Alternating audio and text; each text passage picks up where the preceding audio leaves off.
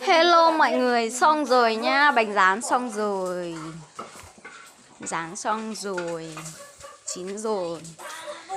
Bánh luộc, ngầu, bánh ngầu.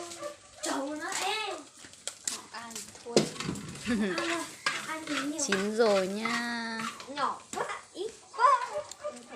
Ngọt. Quá là ngọt. Xía lần á.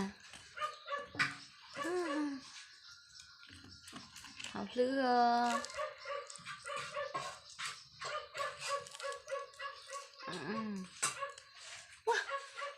Cú kìa. Này. Ngon nhất, ngọt nhất. Củ đỏ.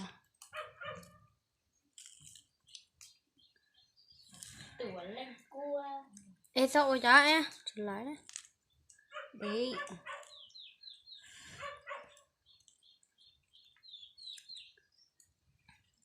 Ôi chó cái gì nhỏ nó nữa.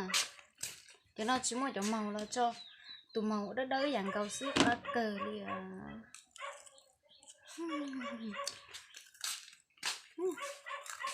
Có thể.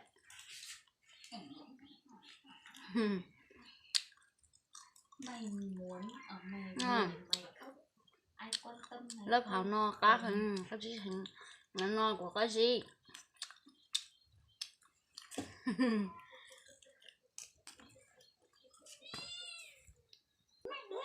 Hả?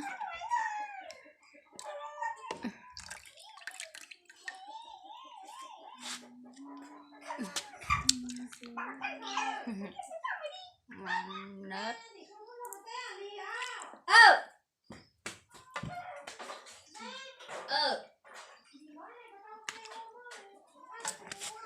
Vừa ăn vừa uống nha.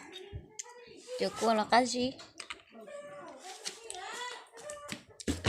Chợ cua là cái gì nè?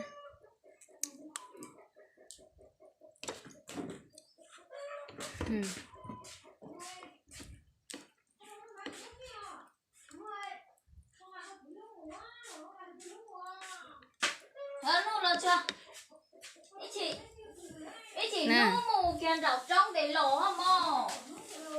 Nè. Chỗ mình chỉ đỡ đà nó này nhở? Cho nên có cái gì?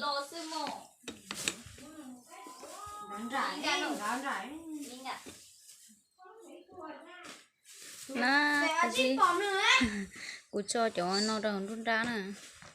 Cho nó đòn run ra. Nè.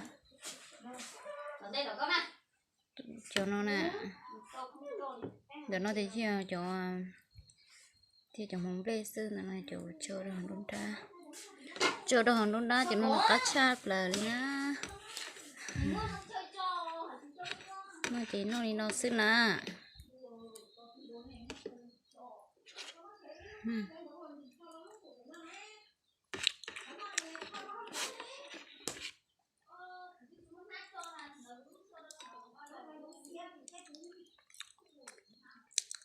Có thể.